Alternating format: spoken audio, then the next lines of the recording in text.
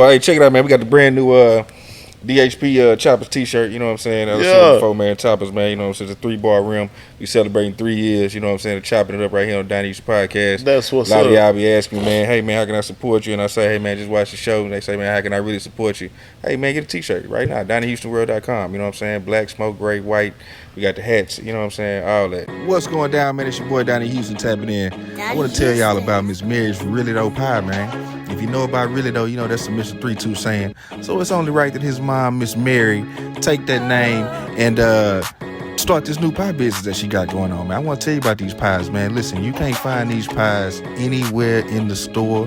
This is a one-of-a-kind recipe. This is gold. This goes all the way back to the family in Louisiana. The dough, listen, you've never had anything this amazing. Trust me, this is the most amazing pie you will ever have in your life. She got so many flavors to choose from. My personal favorite is the apple pie. But listen, sweet potato pies, cherry pies, you know, peach pies, man. Any kind of pie you want, man. Miss Mary got it, and it's the truth. Really though. So listen, man, call that number on the screen right now and get you a Miss Mary's Really Though pie. Tell her Donnie Houston sent you. Hey, man, it's going down. These pies are amazing. Really though. Subscribe to the Donnie Houston Podcast, man.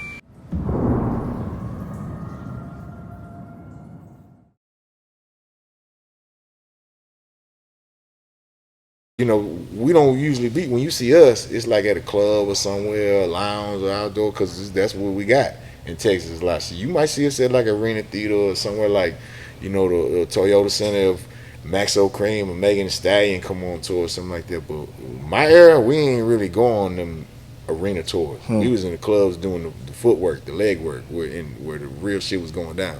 That big shit, that be where it's like, okay, the pop shit or crossover shit, or they gotta really, you gotta clean up your show because they got certain insurance policies, or this happened, that happened.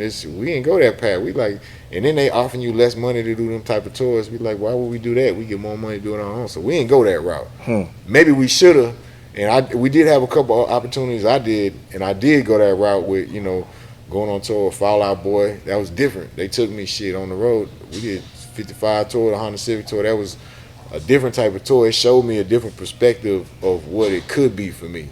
And then me going on tour with them and shit, Blink 182, you see like artists that come from a punk rock background, that Vans Warped Tour, where they grinding, they getting it in that van, and they going city to city to city, ain't getting no sleep, they driving, they putting in work. When you see that type of grind, that's like what I see. I see a vision for what I'm capable of.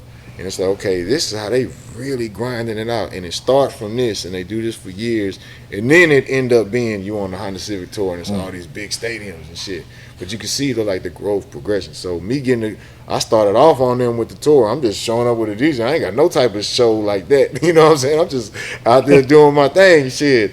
Just me and Goo, shit. And my boy Unique from the Grip Boys, shit. We would just be out there. Then from there, it went. Tech N9ne took me on tour with him one time. We did like 5 or 6 shows, and I seen the same thing. Like, when you see other people, you can see a reflection of yourself sometimes. So you see Tech N9ne, he's super underground, as underground as it get. He built up his own fan base, not mainstream, not trendy, not what everybody else doing. He doing him, and if you fuck with him, you fuck with him, and if you don't, then you might not even know who he is. But if you fuck with him, he's the best rapper of all time to you. Shit, he making money. We see how he would do his shit. It opened our eyes up to, damn, if we really buckle down, man, imagine what we could do. And then Tech N9ne pull up in that Maybach, and he's like, well, you got a Maybach? Shit, what? You got about 3 of them names.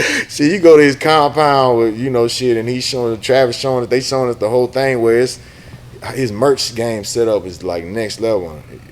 Me and him, we did like 5 or 6 shows, and then he was like, man, look, I got another tour with E40, but E40 album got pushed back, so he ended up not doing the tour. He was going to do the tour to promote the album, so his album got pushed back. He didn't do the tour. So Tech N9ne was like, you want to take E40 spot? We got like 60 some 65 some crazy shows, and I'm just doing math in my head, and I'm like, okay, yeah, I've been wanting to do some shows where it's like a tour. You're on a tour bus, you got merch, you got a squad, they really working, not just it's 5 shows, and yeah, it's a tour, but it's really just 5 random shows. You just called the such and such tour. You know what I'm saying? Well, ain't nothing wrong with that too, but when you on that tour with a tour bus and it's 60 shows, 30 shows or something like this was 65, something crazy. It's like that's a different type of grind, and I'm built for that. So I can't take no breaks. I can go nonstop. But I can't take a break. Shit. Matter of fact, fuck halftime. Shit, I can't even take a halftime break. Shit, I got to nonstop. But that would be me. Shit. So when Tech N9ne took me on the road for that, it was like, okay, it show you a vision of what could be if we really just buckle down. What would it take? And you see Tech N9ne doing a show. I see him doing a show. He making money off the merch. It ain't just the ticket sales. It's all for the merch and everything else to come with it. He got albums coming out where he really selling. The people in the crowd, they really buying his album right then and there. They buying multiple copies. They want you to sign them. They got downloads on their phone, all of that. Not just they streamed it a couple times or something. They like real fans where they got, all the shirts. They got a shirt from this tour, a shirt from that tour, a sweater from that tour, a hat from this tour. And it really it dates some of the tours, but it get that nostalgic feel every time you come back through, because you come back through on another tour and they showing up and they like, hey, I got this from '05. With a picture of you and them. Hey, sign my picture. Or we go somewhere and they got 8 pictures of us. Shit. And they got all of them autographed. Hey, sign this. This the one from last time. Sign it. And take a new picture for the next time. Them be the real fans that, watching, Tech N9ne, or like I say, shit, Blink-182, Travis Barker, just other artists like really grind it out where they grind it. And they really care about their fans. Well, you see shit, when you take a picture with somebody, it's not just, oh, you want to take a picture with me because I'm cool. Nah, there's somebody who really is touched by your music or something you got going on, shit, and care about that moment. Because if you care about it, they'll care about it, and that shit'll last. You have people, I brought my kids at the show. I've been a fan for this many years, and now I got my kids there.